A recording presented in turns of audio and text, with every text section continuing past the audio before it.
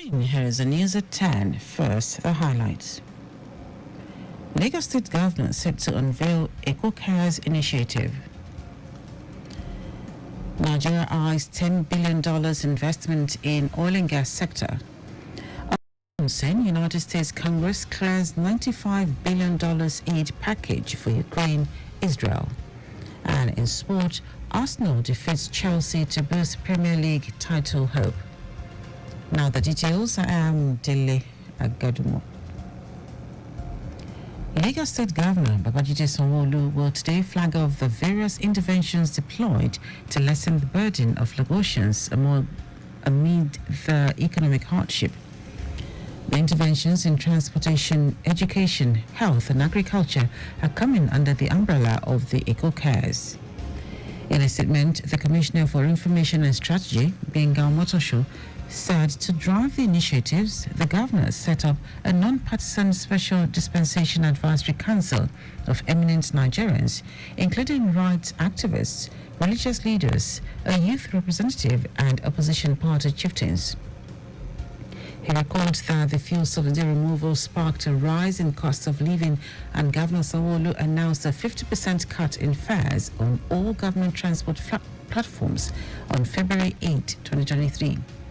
After a review of the situation, the fare slash was reduced to 25%, while for 6 weeks, the Onjeko Sunday market that signaled the reduction of food by 25% has been running. Omotosho listed others to include civil servants from levels 1 to 14 being asked to work thrice a week. A 35,000 naira wage award was also given to all civil servants and free delivery for expectant women in all government hospitals, among other initiatives. Other details of other interventions will be unveiled at a ceremony which will take place at the governor's office in Alausa, Ikeja. The Lagos State government says it has moved over 2 million commuters on its waterways and 1 million passengers on the Blue Line rail in the last 1 year.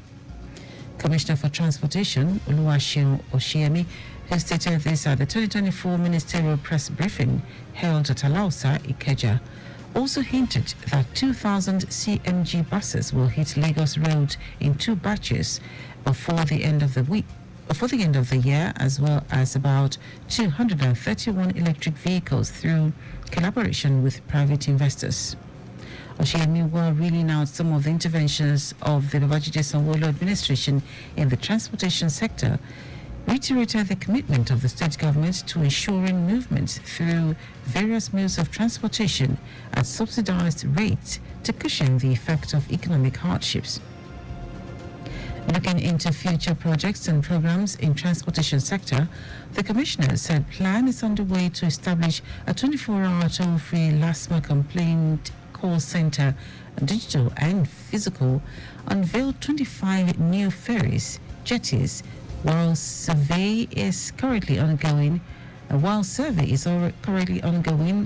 the Lagos Area Metropolitan Transport Authority, Lamata, to carry out survey on 8 quality corridors to know the numbers needed across the state. The Lagos State government has made a stride to provide more options for commuters, enhance integration between different modes of transport, making it seamless to travel, reduce traffic congestion at key major corridor points with corresponding reduction in travel time, promote a transport system that is integrated and give options to its citizens. Oshiemi, who was joined by the Special Advisor on Transportation, Shalagiwa, Permanent Secretary Olawale Musa, and heads of agencies in the ministry, urged residents and motorists to contact the Ministry of Transportation through its hotlines 0902 000 9000 and 0902 000 4000 to report issues and cases. Earlier in his opening remark, Commissioner for Information and Strategy, Benga Motosho, said the annual briefing, which was suspended in the last 3 years due to COVID-19, was to give account of government stewardship to residents executed with their taxes. The things are there that the very first pillar transportation and traffic management, it shows how important this sector is to the economy, to our well-being, and to everything that we do in Lagos and indeed everywhere. Because without transportation, you cannot move from one place to the other. And the way you move tells a lot about how much interest you have in resolving problems about movement from one place to another. Our correspondent Adiola Akindele quotes the Commissioner for Transportation as appealing to residents to visit Lagos State Portal to authenticate amount of fines before payment if apprehended, but stressed that plying of one way will not be tolerated as stringent measures will be taken against traffic offenders in the state. Lagos Sector Command of the Federal Road Safety Corps, FRSC, has recorded 111 road crashes in the first quarter of 2024. The sector commander, Babatunde Fariloye, told newsmen that 535 people were involved in the road crashes, out of which 17 died within the period under review. Fariloye said 98 commercial vehicles, 69 private vehicles, and 2 government vehicles were involved in the accident. He added that accidents occurred due to many reasons, including environmental and mechanical errors, but majority of the cause of the accident is attached under human error. The Nigerian Copyright Commission, NCC, has dedicated this year's World Book and Copyright Day to the Nobel laureate, Wole Soyinka, and named July 13 as the National Reading Day to mark the 90th birthday of the literary icon.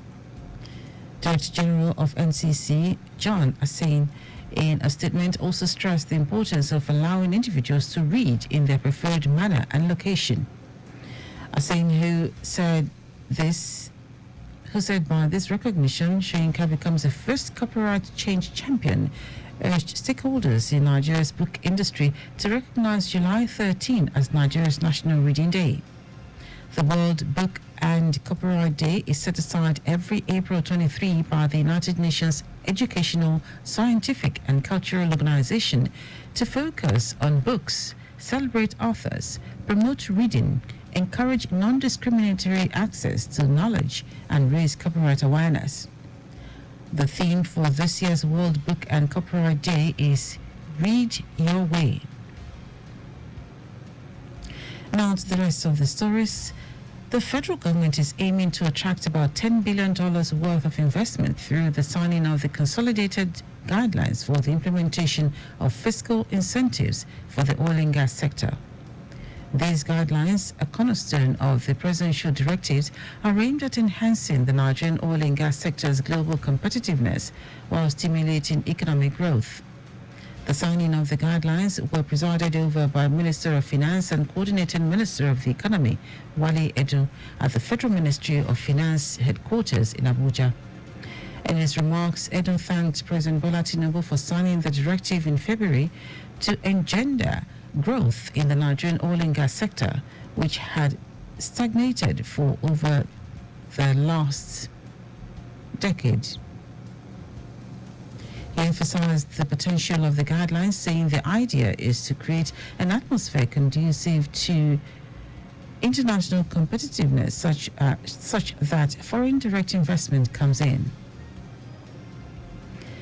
Wife of the President, Oluremi Tinubu, has expressed concern about the rate of out-of-school children, particularly girls, in the country. She said it is her desire to see young girls and women who dropped out of school due to unplanned pregnancies, cultural barriers, economic or financial reasons return. The president's wife spoke in Osogbo, Osun State, during the turning of sword ceremony of the Alternative High School for Girls. She recalled that she introduced the idea for the establishment of an alternative high school for girls, which was accepted and utilized by the Lagos State Ministry of Education in 2007 during her husband's tenure as the governor of Lagos State. Mrs. Tinubu said Osun State was chosen as the site for the school through a raffle draw and commended Governor Ademola Adeleke for donating land for the project.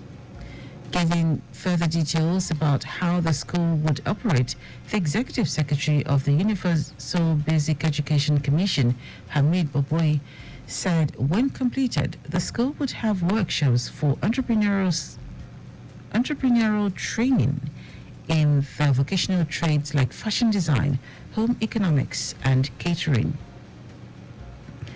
Today marks the beginning of the World Immunization Week.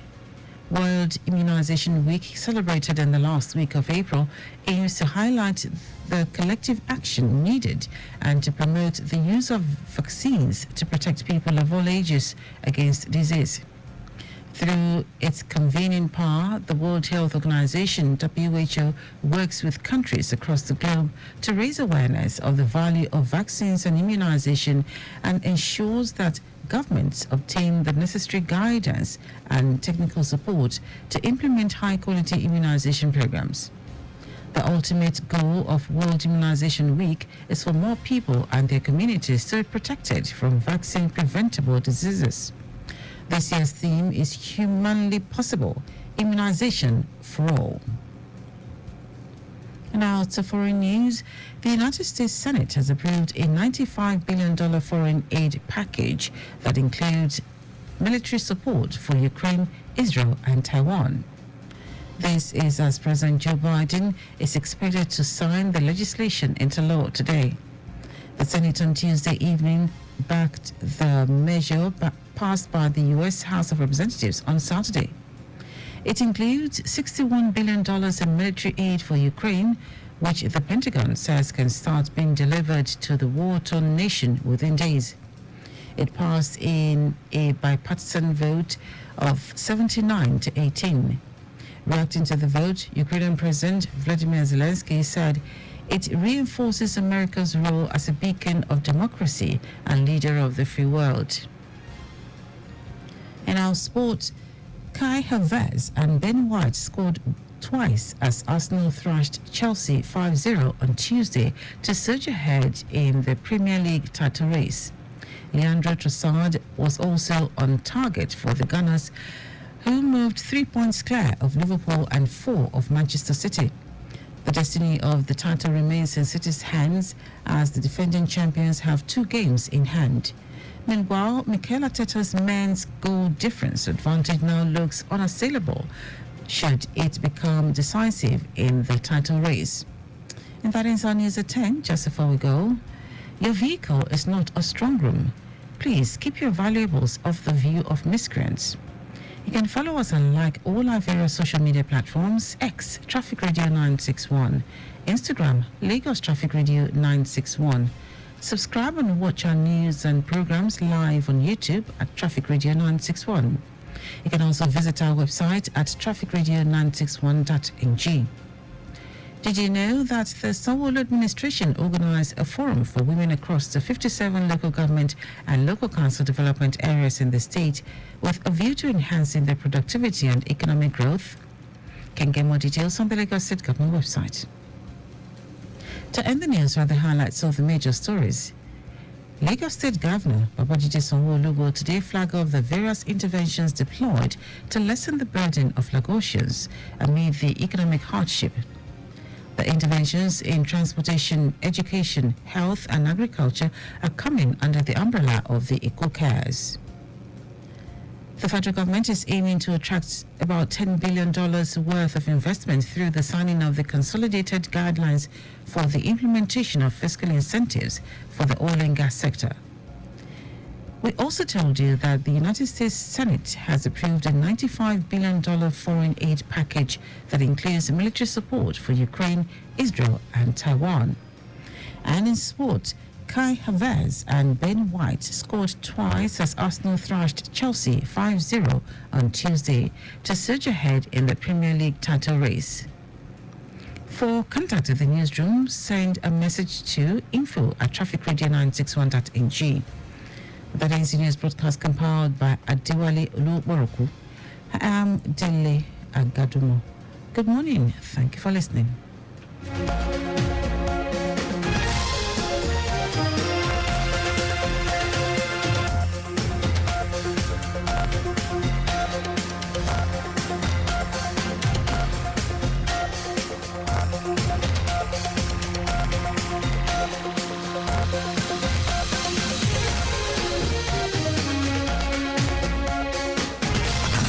city never sleeps and traffic never slumbers.